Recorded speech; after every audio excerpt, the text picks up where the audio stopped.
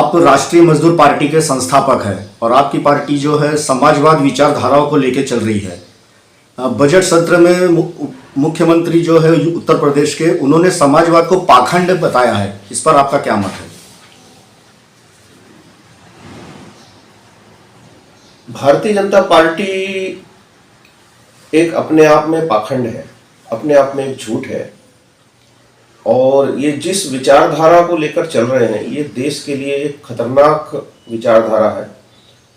देश में ये गुलामी मानसिकता को वापस लाने का प्रयास इनका चल रहा है।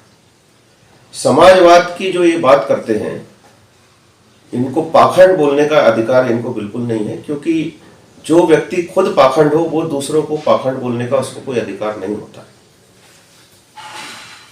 योगी जो शब्द है, ये देखा जाए तो पूर्व काल में जो ब्राह्मण हुआ करते थे, मेरा नहीं, ये इतिहास की बात कर रहा हूं, पूर्व काल में जो ब्राह्मण हुआ करते थे वही संत हुआ करते थे। योगी ब्राह्मण नहीं है तो ये संत कैसे हो गए? तो पहला तो ये पाखंड है। तो मुझे ऐसा लगता है कि ये एक्चुअली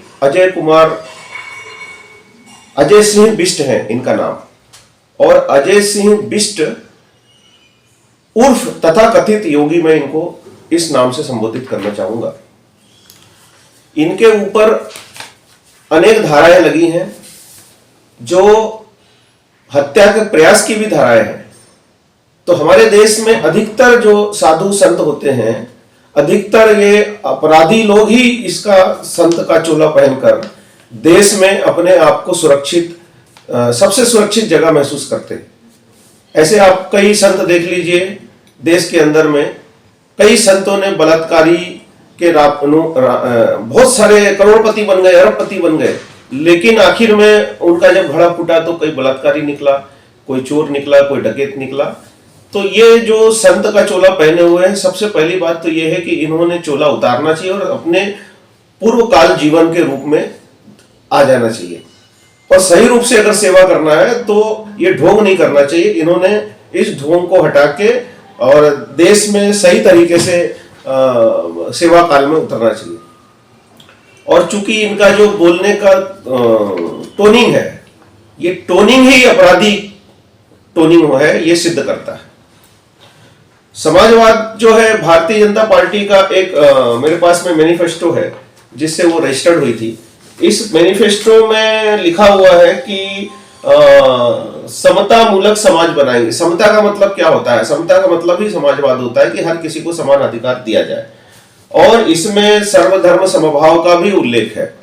तो आप जब सर्वधर्म समभाव की बात इसमें संविधान में अपने मैनिफेस्टो में लिखते हैं, रजिस्ट्रेशन करते समय पार्टी को, तो फिर आप देश में हिंदुत्व की बात क्यों करते हैं?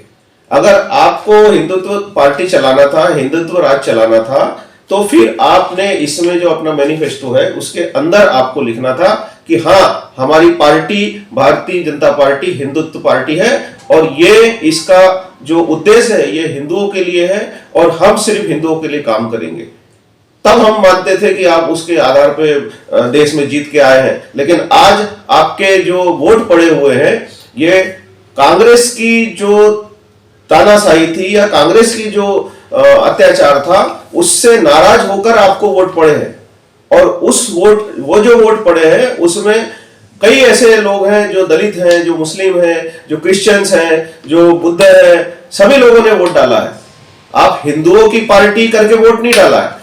आपने एक मैनिफेस्टो दिया था कि हम देश में एक बदलाव लाएंगे, हम देश में 2 करोड़ रोजगार देंगे, हम देश में आपको नए तरीके से हम बहुत सारे अलग अलग योजनाओं को आपने प्रलोभन दिया, उसमें एक भी योजना का आपने उसको पूरा नहीं किया। और इसका कारण यही है कि आज देश में जो बेरोजगारी बढ़ी है, आज जो देश में जैसे आप मोदी जी ने कहा था कि सबका साथ सबका विकास, तो सबका तो साथ ले लिया आपने, लेकिन विकास किसका किया? अडानी का किया, अंबानी का किया। अनिल अंबानी के करोड़ों रुपए आपने माफ कर दिया, लेकिन एक किसान जो बेचारा रहता है, जो 1,00,000-2,50,000 रुपए कर्ज लेता है, उसका कर्जा ना देने के कारण 2-4-5 हजार रुपए अगर किस्त एक महीने की रुक गई, तो आपकी सरकार के जो पुलिस है, उसके अधिकारी है, बैंक के कर्मचारी है, ये टीम लेकर जाते हैं और उसको मानसिक त्रास देते हैं और मजबूरी में उसको आत्महत्या करना पड़ता है और उसका जो जमीन है वो कब्जा कर लेते हो। लेकिन किस अंबानी की जमीन, किस अंबानी की बैंक, किस अंबानी का कंपनी आपने कब्जा किया, उसको क्यों माफ किया गया? आज अडानी के ऊपर में जब बात आ गई तो सबके मुंह बंद है, सबके मुंह में दही जमा हुआ है। एक भी बीजेपी के नेता की औकात नहीं है कि आके वो नाम ले सके। मैं इसलिए चैलेंज के साथ कहता हूं कि मैं कई बीजेपी के बड़े बड़े नेताओं के साथ में संपर्क में रहा हूं और मैं उनकी सबकी पोल पट्टी जानता हूं। जिस दिन मेरे ऊपर आएंगी उस दिन मैं एक एक की पोल पट्टी सबूत के साथ में, मेरे पास सारे सबूत है, सबूत के साथ में उसको खोल के रख दूंगा ताकि ये समझ में आ जाएगा कि ये देश में जितने भी बीजेपी के नेता है कोई ईमानदार नहीं, सारे चोर, सारे भ्रष्ट है। एक भी नरेंद्र मोदी भी जो आज काम कर रहे हैं वो क्यों अपने अडानी को दोस्त को बढ़ा रहे? तो जो अपने दोस्त को बढ़ा रहा है, भले ही वो अपने नाम से ना कर रहा हो लेकिन दोस्त के नाम से कर रहा है। दोस्त के ऊपर में श्रीलंका में दोस्त को, अपने अडानी को दिलाने, जो पावर प्रोजेक्ट दिलाने के लिए श्रीलंका के प्रधानमंत्री को इंडिया का प्रधानमंत्री फोन करता है। क्यों करता है? उसको क्या अधिकार है? वो प्रोटोकॉल में बैठता है? दूसरे किसी देश में वो अपने अडानी को काम दिलाने के लिए, कॉन्ट्रैक्ट दिलाने के लिए वो प्रयास करता है। क्यों कर रहा है? क्योंकि प्रधानमंत्री जो होता है किसी एक का नहीं होता है, ना किसी पार्टी का होता है। प्रधानमंत्री पूरे देश का है, हर देश के लोगों की समस्या उसकी जिम्मेदारी है। अगर देश के अंदर में जो कोरोना से लोग मरे हैं वो प्रधानमंत्री की लापरवाही है? कल अगर मान लो कांग्रेस की सरकार रहती और ऐसा कोई कांड होता तो बीजेपी सड़क पर उतरकर नंगा तमाशा करती थी। आज सिलेंडरों के दाम देखो, पहले स्मृति ईरानी सिलेंडर के ऊपर बैठ के डांस करती थी, चूड़ियां लेके हिलाती थी। अब कहां गई स्मृति ईरानी? अब कहां गया सिलेंडर? देश के अंदर में जिस तरीके के जो तानाशाही ये चल रही है, ये देश में बहुत बड़ा आगे चल के गुलामी का रास्ता तैयार कर रही है, ऐसा मेरा मानना है। और जो भारतीय जनता पार्टी की संस्कृति है वो हमको सबको दिखती है कि देश के अंदर जब अंग्रेज आए थे, अंग्रेजों के चमचागिरी करने का काम संघ करता था। जो वीर सावरकर की बात करते हैं वो वीर नहीं है, क्रांतिवीर अलग थे, ये माफी वीर है। और माफी वीरों को कभी देश, कभी इतिहास माफ नहीं करेगा, क्योंकि इन्होंने देश के राष्ट्रपिता उनकी हत्या की है और यह कलंक इनके पास से कभी जिंदगी में धुलने वाला नहीं, ये इतिहास में दर्ज हो चुका है। भारतीय जनता पार्टी के जो प्रधानमंत्री हैं, इनके भी ऊपर जो गोधरा कांड का कलंक लगा है और जो इनके सहयोगी मित्र जिसको बोलते हैं, जिन्होंने एक महिला की जांच करवाई थी उस समय के गृह मंत्री रहते हुए गुजरात के, आज वो देश के गृह मंत्री हैं। और जो उस समय एक आरोपित गृह मंत्री था, आज उस पर क्या विश्वास करेगा देश? भले ही भारतीय जनता पार्टी के लोग उनको मानते होंगे, लेकिन हमारे जैसे समाजवादी नेता कभी हम ऐसे जो आरोपित लोग हैं, जिन्होंने ऐसे देश में कई लोगों के साथ में दुर्व्यवहार किया, कांड किया है, हम ऐसे लोगों को नहीं मानते। आपका अजय कुमार बिष्ट ले लो, उनके ऊपर में धारा 151 ए, 153 ए, 146, 147, 279, 506 और 307 ऐसी कलमें लगी हैं, फिर भी वो मुख्यमंत्री हैं। उन्होंने अपने कार्यकाल में कई आंदोलन किए, और आंदोलन भी कैसे किए? क्रिश्चियनों ने क्यों, हिंदू क्यों क्रिश्चियन में कन्वर्ट हो गए? फिर हिंदू धर्म के अलावा, पाकिस्तान के अलावा, मुस्लिम के अलावा इनके पास में कोई दूसरा विकास के नाम पे शब्द नहीं है। एक घटना मुंबई गोरखपुर गोदना एक्सप्रेस की थी। उस समय इनके जो लोग थे, इन्होंने दंगाई, इनको अगर सही देखा जाए तो दंगाई इनको नाम दिया जाना चाहिए। ये भारतीय जनता पार्टी के अधिकतर लोग, सभी नेता दंगाई। तो इन्होंने जो उस ट्रेन है, उस ट्रेन को जलाने का काम किया था, कई लोग मर गए थे। 1905 में इन्होंने 1800 ईसाइयों को वापस कन्वर्ट किया हिंदुओं में। कन्वर्ट का मतलब क्या होता है? आज भारतीय जनता पार्टी क्या प्योर भारतीय जनता पार्टी है? आज भारतीय जनता पार्टी भी कन्वर्ट कांग्रेस पार्टी है। जितने भी भारतीय जनता पार्टी में आज नेता आए हुए हैं बड़े बड़े, वो सब भारतीय जनता पार्टी में कांग्रेस से कोई आया हुआ, कोई बीएसपी से आया हुआ, कोई कहीं से आया हुआ। भारतीय जनता पार्टी बढ़ी कैसे? तो फिर वो प्योर भारतीय जनता पार्टी कैसे हो गई? प्योर सिद्धांत कैसे हो गए? ये प्योर तानाशाही सिद्धांत हम मान सकते हैं, प्योर झूठी भारतीय जनता पार्टी हम मान सकते हैं। बाकी भारतीय जनता पार्टी का कोई दूसरा ये नहीं है। लेकिन भारतीय जनता पार्टी जो आज ताकत के रूप में जिस लोकतंत्र के आधार पर ये चुनकर गई है, उस लोकतंत्र को ये झूठा बताने लगे हैं, उस लोकतंत्र को ये तोड़ मरोड़ कर रहे हैं।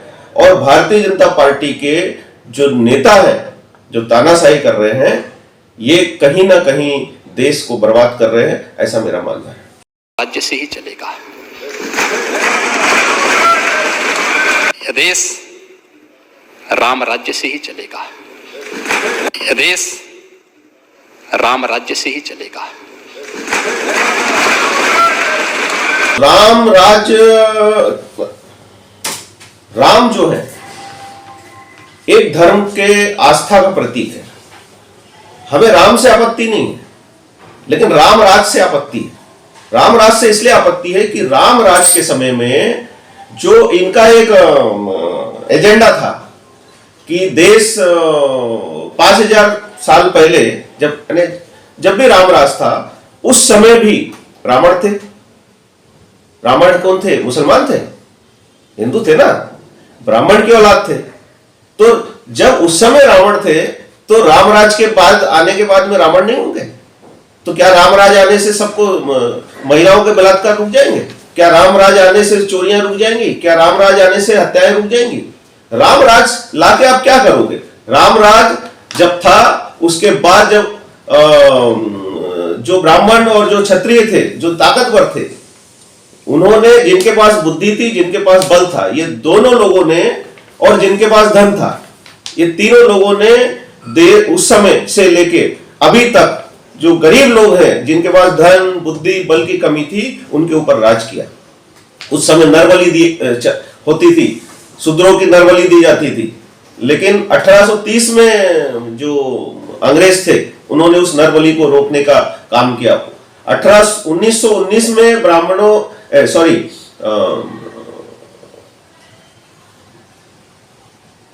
1795 ईस्वी में अंग्रेजों ने जो दलित थे उनको संपत्ति रखने का अधिकार दिया।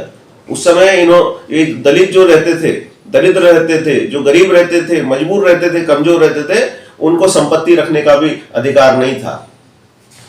दासी प्रथा, जिसको बहुत शर्मनाक प्रथा थी, कौन चलाता था ये दासी प्रथा?